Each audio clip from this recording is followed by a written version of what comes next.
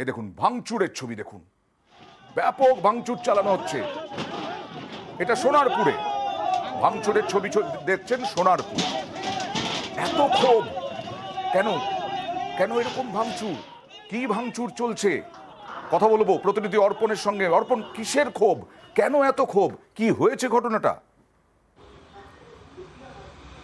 দেখো অয়নদা, সোনারপুরের প্রায় 300 থেকে 400 কৃষকের জমি তারা জানেনই না তাদের জমি বিক্রি হয়ে গেছে, এবং এই খবর তারা পেলেন যখন বিএলআরও থেকে তারা নোটিশ পেলেন যে তাদের জমি বিক্রি হয়ে গেছে। তাদের সেই মর্মে তাদেরকে চিঠি করা হয়েছে। অর্পণ, খুবই অবাক করে দেওয়ার মতো ঘটনা, চমকে দেওয়ার মতো ঘটনা। 300 থেকে 400 কৃষকের জমি বিক্রি করে দিয়েছে একটা সংস্থা। তাদের জমি বিক্রি হয়ে গেছে, তাই এত ক্ষোভ। তারপরে খুলাসা হলো কি করে, সামনে এলো কি করে অর্পণ, এবং এই সংস্থাটা কিভাবে বিক্রি করলো?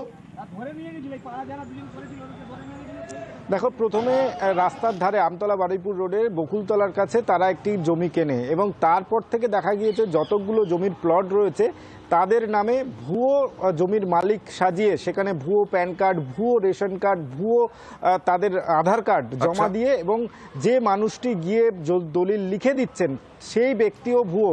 একাধিক জমির দলিল এমন আমাদের কাছে এসেছে যে যারা বিক্রি করেছে যে ছবি, সেই ছবির সঙ্গে বকুলতলা কেন সোনারপুরের কোনো মানুষেরই মুখের মিল নেই।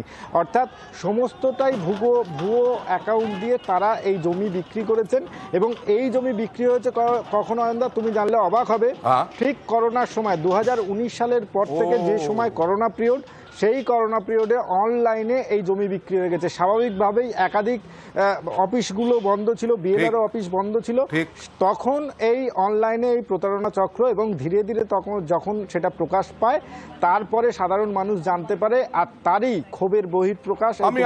আমি আসবো অর্পণ। ভাবা যায়? আপনাদের মনে করিয়ে দিই, হিডকোর জমি বিক্রি করে দিয়েছিল একটা সংস্থা, তারপরে ধরা পড়েছিল।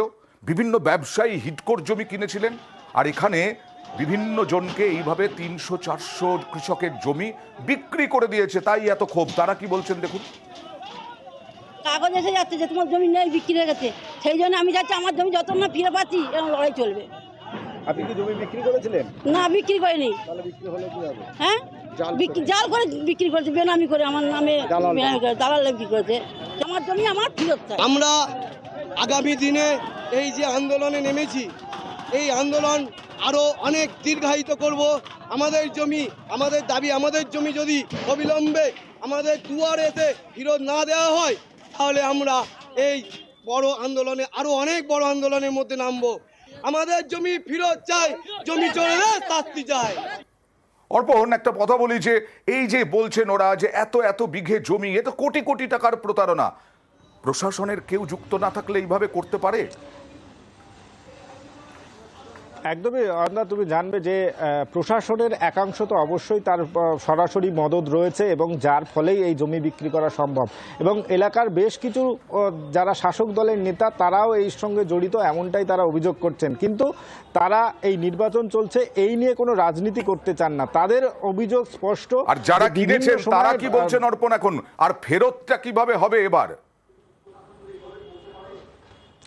দেখো, প্রশাসনের সঙ্গে আমাদের কথা হয়েছে, এবং যারা পঞ্চায়েত সমিতির সভাপতি তিনি জানিয়েছেন কৃষকদের এই আন্দোলনের পক্ষে তারা রয়েছেন, তারা জমি ফেরত পাক, এবং সরকারও চাইছে জমি ফেরত পাক।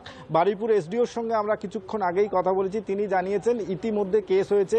এই জমির যিনি কর্ণধার বলে, যিনি মালিক বলে দাবি করেছেন, তাকে ইতিমধ্যে গ্রেপ্তার করা হয়েছে, যদিও তিনি জামিন। এইখানেই প্রশ্ন, জামিনটা পেলেন কি করে? এত বড় ঘটনার পর জামিন পেলেন কি করে? একদমই অয়নদা, সেখানেই প্রশ্ন, এবং সেখান থেকেই এই যেহেতু ডিসেম্বরে প্রথম প্রকাশ পায়, তখন এই জমির যারা কিনেছেন তার বিরুদ্ধে অভিযোগ দায়ের হয়, তাদের প্রতি লঘু ধারা মামলা করেছে পুলিশ। এমনটাই অভিযোগ করার পরেই এই জমি বাঁচাও কমিটি তৈরি হয়েছে। তুমি জানবে ভাঙড়ে জমি বাঁচাও কমিটি তৈরি হয়েছিল, তারপরে সোনারপুরে এখানেও এই জমি বাঁচানোর জন্য তারা কমিটি করেছে। অবশ্যই আমরা অপেক্ষা করব দ্রুত যাতে এই সমস্ত গরিব গুরব কৃষকদেরকে জমি ফেরত দেওয়া হয়।